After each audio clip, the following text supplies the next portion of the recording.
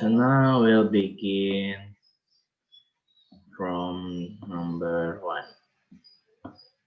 Suatu komponen listrik memiliki hambatan listrik sebesar 100 jika beda potensial pada kedua ujung penghambat listrik adalah 20 volt. Berapakah arus listrik yang mengalir pada hambatan tersebut? Jadi kita udah punya, kita catat dulu ya. Kalau dapat soal, kalau lain tulis diketahuinya ya. So first, the resistance, we know the resistance. So the resistance 100 ohm. And then we have the voltage, the potential difference of it is 20 volt. Nah, sekarang ditanyanya adalah I, electrical current-nya. Nah, berarti kalau ini kita pakai rumus VIR. V sama dengan I kali R. So, electrical current equals to V over resistance. Voltage over resistance. Tinggal kita masukin V-nya 20 volt, and then resistance-nya 100 ohm. Kita dapat 1/5, or 0.2 ampere. Gitu ya. Satuannya ini ohm, ini volt, ini ampere ya. Okay, that's for number 1.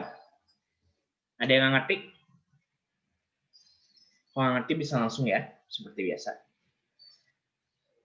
Okay, now we'll continue to our next number. So, for our next number, sebuah kawat penghantar memiliki panjang 2 meter, nilai hambatan listrik 10 ohm. Jadi kita langsung tulis ya.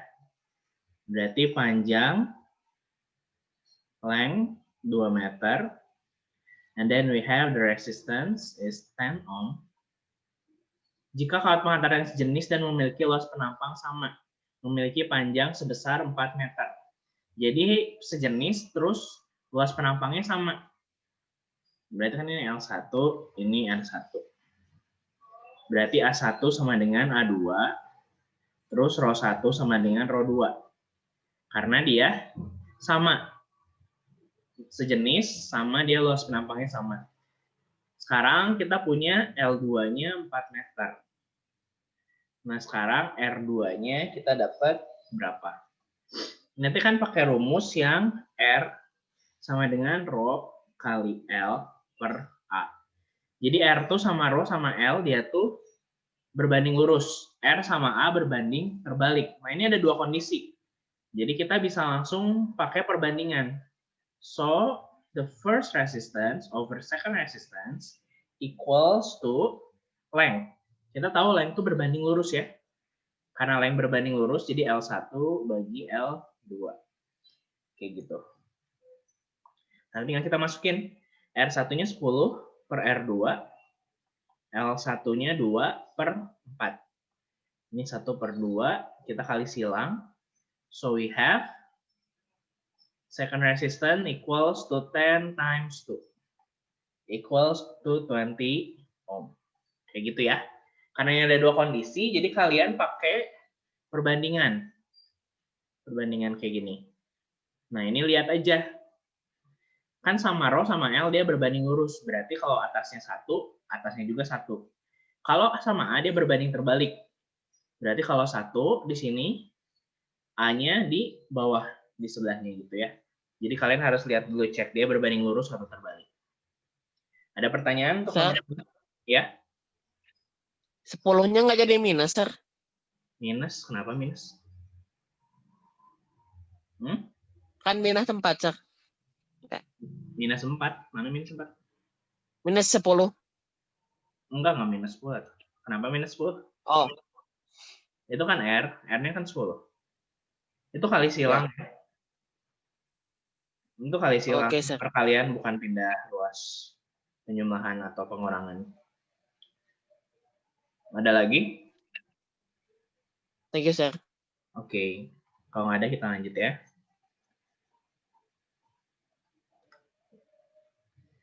Kita lanjut ke nomor berikutnya.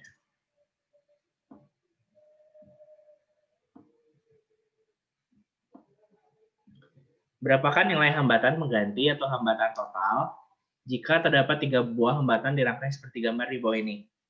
Ini bisa ya. Ini kan rangkaiannya seri. Kalau seri berarti hambatan penggantinya itu tinggal 4 ditambah 6 ditambah 3. Kalau seri tinggal ditambahin semua. Jadi 7 tambah 6 jadi 13 ohm. Ini gampang ya, bisa ya. Kita lanjut ke yang berikutnya. Kalau seri ingat pokoknya ditambah. Now paralel. Berapakah nilai hambatan pengganti atau hambatan total jika terdapat 3 buah rangkaian seperti gambar di bawah ini? Jadi R paralel. Ini diparalelin tiganya. Berarti kalau misalnya buat paralel ini kita pakai rumus yang ini. 1 per RP sama dengan 1 per 3 ditambah 1 per 6 ditambah 1 per 9. Gitu ya. Jadi 1 per RP sama dengan 1 per R1 tambah 1 per R2 tambah 1 per R3. Nah ini jangan sampai salah. Pertama kita samain dulu penyebutnya. 3, 6, 9. Berarti 18 ya. 18 bagi 3, 6. 18 bagi 6 kali 1, 3 ya. 18 bagi 9 kali 1, 2. So we have this one. 1 per RP sama dengan 6 tambah 3 tambah 2. 11 per 18. Nah ini jangan lupa. Ini kan baru 1 per RP. Sedangkan kita ditanyanya tuh RP. Jadi dibalikin. 18 per 11 ohm. Gitu ya. Atau ini boleh juga ditulis dalam desimalnya boleh. Atau jadi 1, 7 per 11 juga boleh. Any question?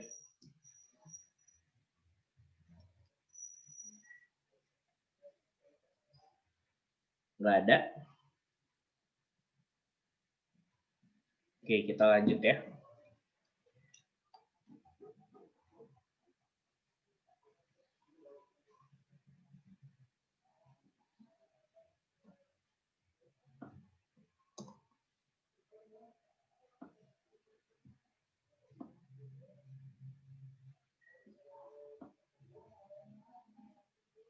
Sekarang kita lanjut nomor berikutnya. Berapakah nilai hambatan pengganti atau hambatan total jika terdapat 3 buah hambatan dirangkai seperti ini? Nah, yang pertama, kerjain dulu yang ini, yang paralel. Jadi 1 per RP sama dengan 1 per 2 tambah 1 per 4. Nah, kita kerjain 1 per RP sama dengan, ini 4 bagi 2, 2 kan? 4 bagi 4, 1 tambah 1. Jadi 1 per RP sama dengan 3 per 4. Jadi kita punya RP-nya adalah 4 per 3. Gitu ya. Nah, udah dapat RP-nya 4 per 3. Sekarang kita mau, ini kan jadinya 1 ya. Jadinya 1 hambatan kayak gini. Jadi ini 4 per 3, ini 6. Nah, sekarang ini tinggal kita seriin. Kalau seri berarti tinggal tambahin 4 per 3 ditambah 6. Atau hasilnya adalah 22 per 3. Atau 71 per 3 ya. Kayak gitu. Ada pertanyaan tuh kayak ini? Jadi jangan lupa ya. Jadi pertama kalian yang paralel ubah dulu. Supaya hambatannya jadi satu gini hambatan pengganti kan. Terus nanti udah ini tinggal di seri ya. Ada pertanyaan kah? Kalau nggak ada kita lanjut ya ke yang next.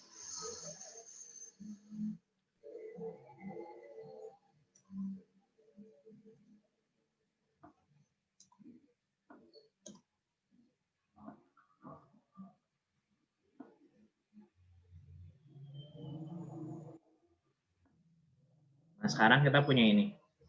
Pertama suruh hitung hambatan mengganti atau hambatan total. Kita hitung aja. Ini kan hambatannya seri ya, tinggal tambahin 20 tambah 10 tambah 30. Jadi nanti dapat hasilnya 60 ohm. Yang A. Terus yang B. Yang B ditanya kuat arus yang mengalir. Berarti ini sama kayak yang tadi. Kita pakai rumus V sama dengan I kali R. Berarti I-nya adalah V bagi R. Nah, ini tinggal kita hitung. V-nya kan ini 6 volt ya. Jadi 6 dibagi R. R-nya 60 ohm. 1/10. Jadi isinya 0,1 ampere. Itu ya. Ada pertanyaan untuk yang ini? Bisa ya?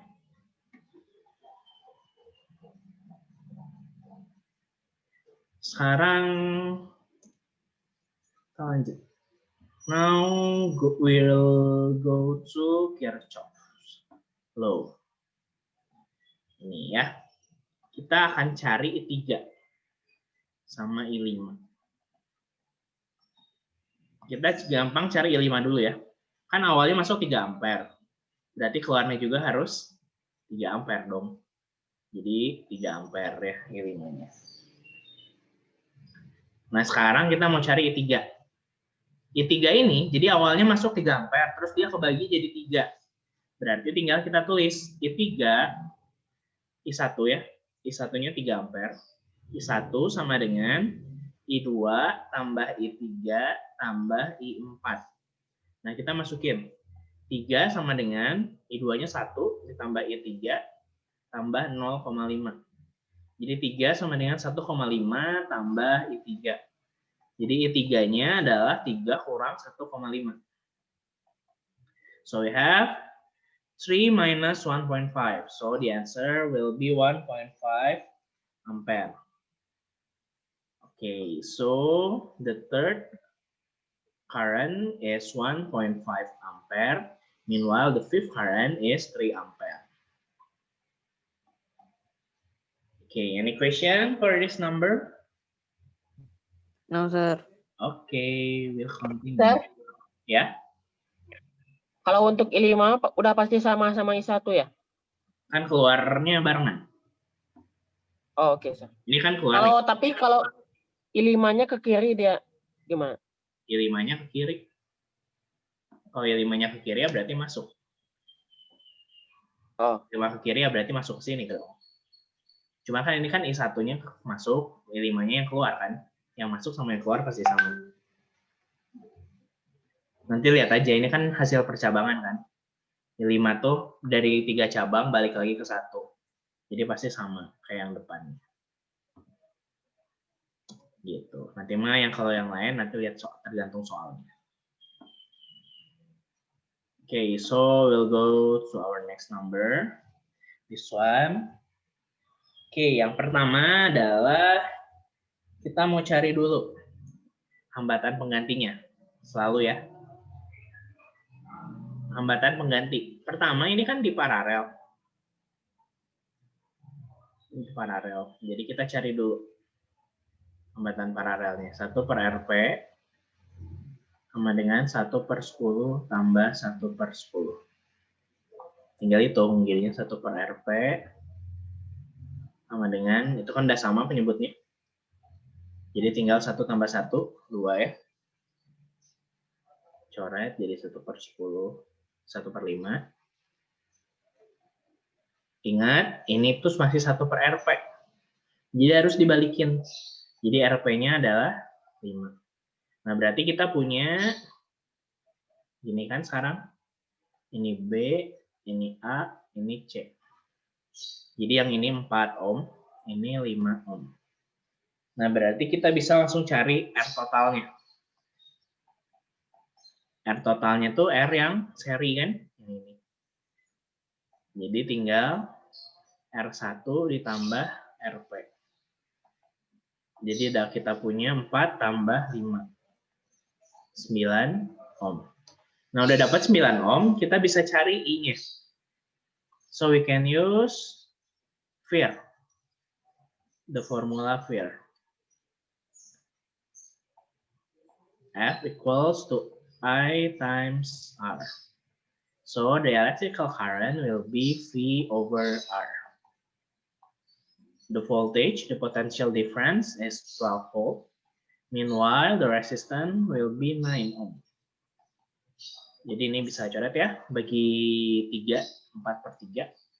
So, the current will be 4/3 ampere. Jadi I yang mengalir itu 4/3 ampere. Jadi kita keluar dari sini 4/3 ampere. Ke sini jadi I1. Ke sini jadi I2, nanti bercabang ya. Ini jadi I3. Terus balik lagi jadi I1 lagi. Sampai ke sini. Gitu. Nah, sekarang kita mau lihat I-nya berapa aja. The first one, the first current, we can say it. I yang pertama dia tuh masih sama kayak yang I keluarkan, I total, karena dia belum bercabang. So I1 sama dengan I. So the answer will be 4/3 ampere. Itu untuk I1. Gitu ya. Nah sekarang dari I1 dia akan bercabang jadi I2 sama I3. Nah, I2 sama I3 dia akan bercabang. Nah, gimana caranya? Kita pakai perbandingan. Kita supaya tahu I2 sama I3, kita selalu pakai perbandingan. So, second current, terus ini third current. Nah, caranya gimana? I2 banding I3.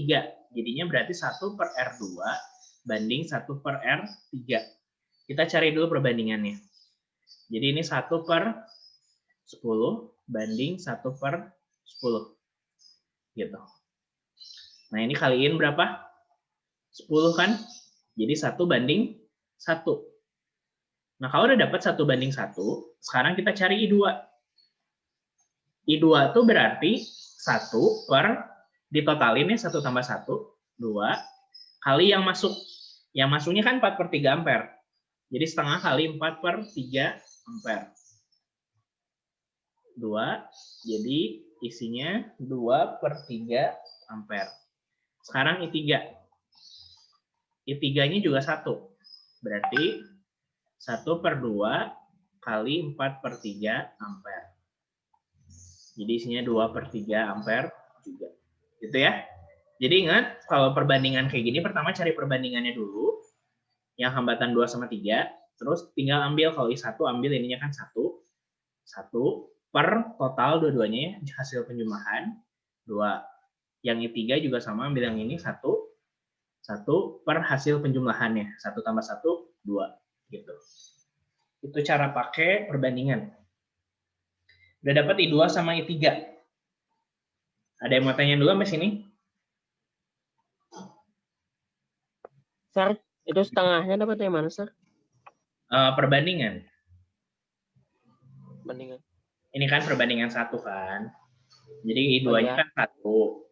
Jadinya 1 per total dua-duanya hasil penjumlahan. 1 tambah 1, 2. Kan ini kan 1 dari 2 kan berarti kalau perbandingan. Iya. Kalau pakai X juga boleh. Bebas lah. Oke. Ada yang lagi yang ditanya? Kalau nggak ada, kita lanjut ke VAB. Sekarang berapa VAB-nya?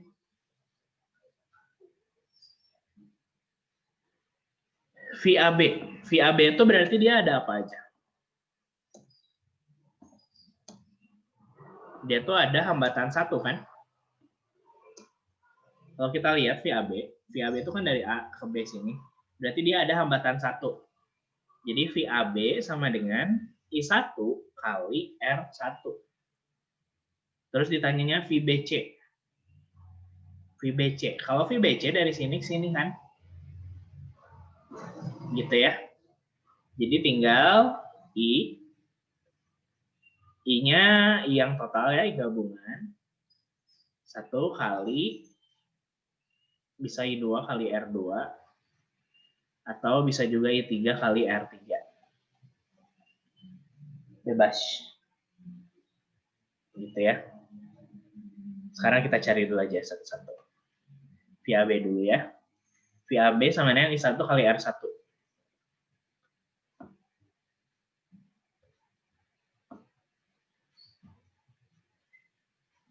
I1 kali R1.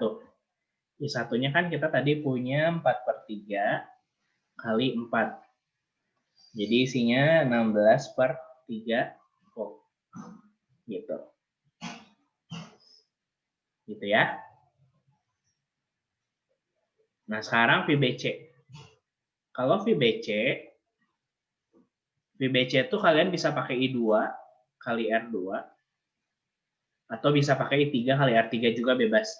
Ini kan sama V-nya, soalnya dia paralel. Jadi sama I3 sama ininya. Misalnya kita pakai yang ini ya, I2 kali R2. I2 kali R2 berarti I2-nya kan tadi 2/3 kali 10. Jadi dapat 20/3. Gitu. Yang terakhir ditanya VAC ya, ini bukan VCD tapi VAC. VAC tinggal kalian tambahin VAB tambah VBC. VAB-nya 16/3 ditambah 20/3. Jadi 36/3. Hasilnya 12 volt. Nah, jadi yang VA ke C ini harus sama kayak yang 12 volt ini. Gitu ya.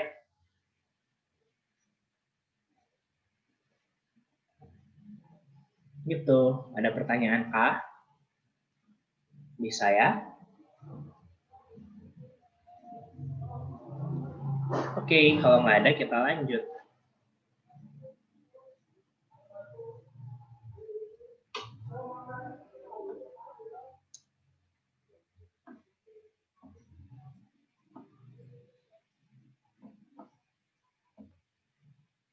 Hitunglah biaya yang dibayarkan dalam 1 bulan. Harga listrik per kWh-nya 2.000. Ini kayak yang Meteo waktu itu kemarin diajarin. Kita cari dulu si listriknya. Energi yang dituin ya. Yang pertama, lampu pijar. Lampu pijar itu ada 4 buah. Jadi 4 kali 25 kali pemakaian perharinya. Kali 12 jam. Ini tuh 1200 WH. Watt hour ya. Terus W2-nya ada lampu neon. 6 buah. 6 kali 10 watt kali 10 jam per hari. So we have 600 watt hour. And then for the third one, we have 1 television times 80 watt times 10 hour per day. So we have 800 watt hour. And then we must find the sum of it. Jadi kita tambahin. 1200 tambah 600 tambah 800. So we have 2600 watt hour. And we must convert it to kilowatt hour. So 2600 divided by 1000. So we have 2.6 kilowatt hour. Nah, itu 2,6 kWh. Itu tuh dalam 1 hari. Sedangkan kita akan menghitung biaya yang dikeluarkan dalam 1 bulan. So the bill will be 2.6 kilowatt hour times 2000 2000 per kWh times 30 days. So we have 2.6 times 2000 times 30. The answer will be 156.000 rupiah. Gitu ya. Jadi pertama hitung dulu semua si energi listriknya, terus ubah ke kWh, habis ubah ke kWh kaliin harga per kWh, terus kaliin 30 hari. Gitu. Bisa ya yang ini ya. Any question for this one? Nggak ada? Oke, kalau nggak ada kita lanjut. Kita masuk ke pemantapan kedua. Cuman untuk pemantapan kedua ini nggak akan saya bahas semua ya. Saya bahas yang belum ada aja di pemantapan 1. Sekarang lihat ini. 2 buah atom A dan atom B seperti gambar di bawah ini. 1 elektron atom A pindah ke atom B. Jadi 1 elektron ini pindah ke sini. Maka jenis muatan atom A dan B akan menjadi, nah sekarang lihat, di yang A tuh sekarang si atom positifnya ada 2, negatifnya ada 2.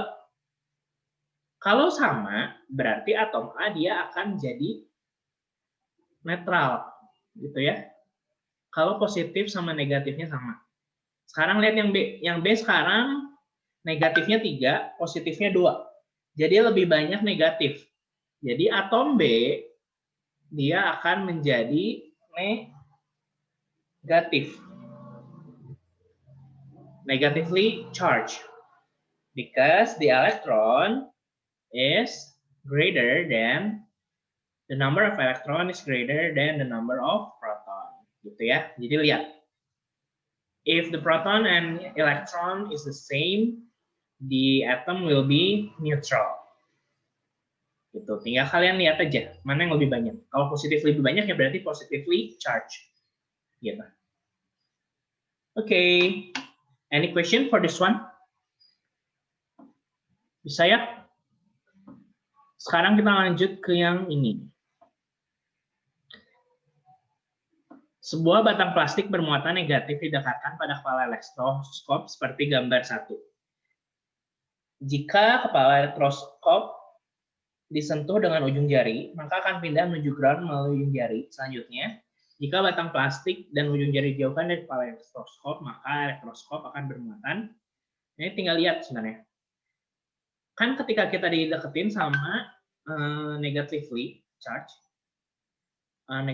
charged object, maka si elektron tuh dia akan pindah ke bawah semuanya di elektroskop.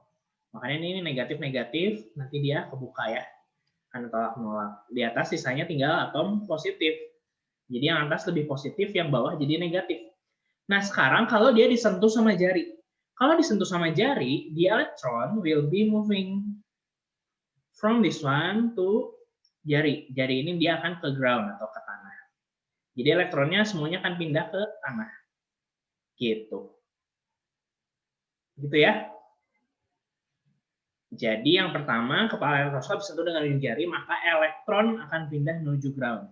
Jadi yang pertama isinya elektron. Terus, batang plastik dan ujung jari dijauhkan dari kepala elektroskop. Sekarang kalau jari sama ini dijauhin, ini kan positif. Terus kan tadi kan elektronnya udah pindah semua nih dari bawah. Berarti di bawah tinggal elektron positif. Maka elektroskopnya akan bermuatan positif semua. Maka elektroskop akan bermuatan positif kalau dijauhin tangan sama si objeknya. Gitu ya caranya. Ada pertanyaan sampai sini? Bisa ya? Kita akan lanjut. Masih ada waktu 10 menit lagi.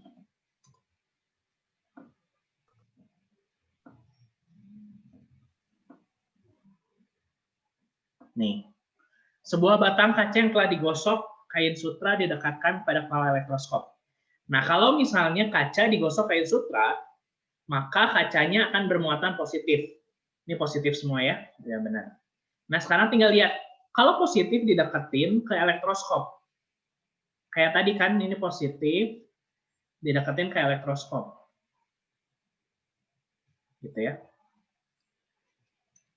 Nah, kalau positif dideketin ke elektroskop, berarti yang di atas ini dia akan negatif.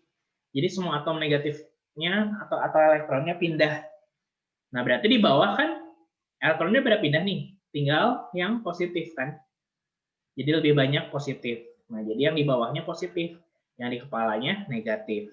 So, the answer will be yang C. Gitu ya. Jadi jangan sampai salah. Any question for this one? Elektroskop? Bisa ya? Kita lanjut ke yang next.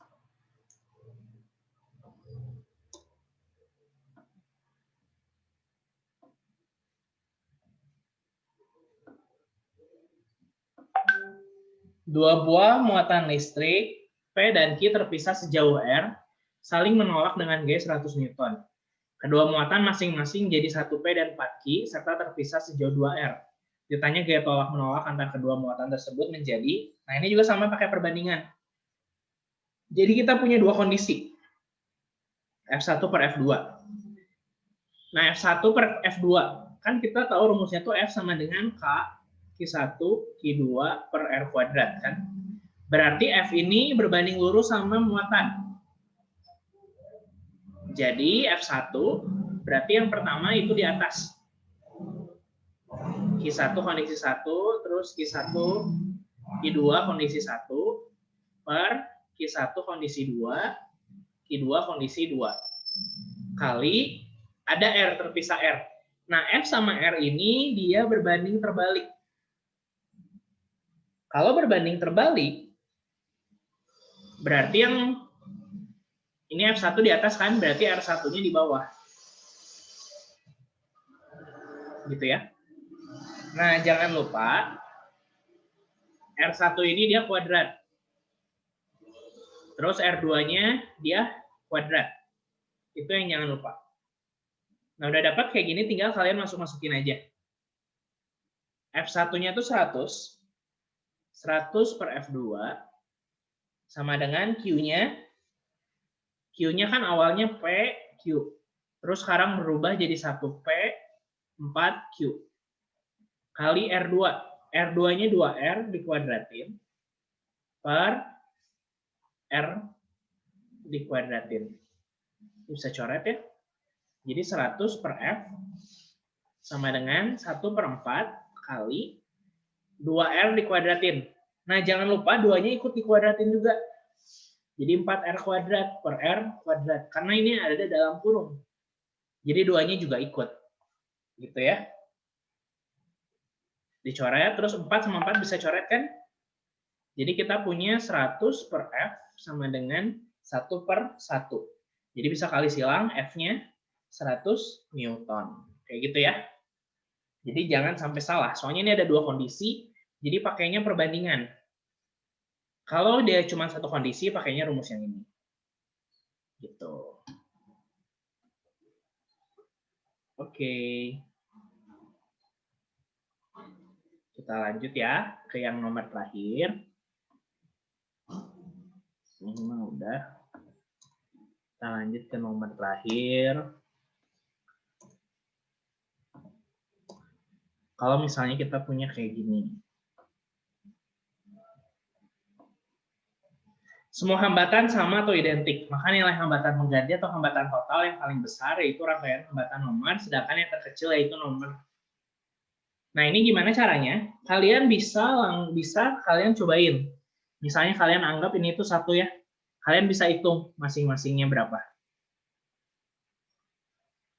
Gitu. Cuman kalau yang terbesar pasti yang seri.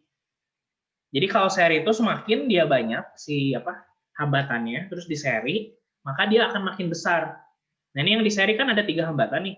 Jadi dia akan paling besar hambatannya. Gitu. Nah, sekarang kalau misalnya seri dia paling besar, kalau paralel dia paling kecil kan? Berarti paralel juga kalian tinggal lihat ini ada 2 paralel. Kalau paralel tuh makin kecil, berarti kalau hambatannya makin banyak, maka dia akan makin kecil si hambatan penggantinya. Jadi yang terkecil tuh nomor 2. Gitu. Gitu ya.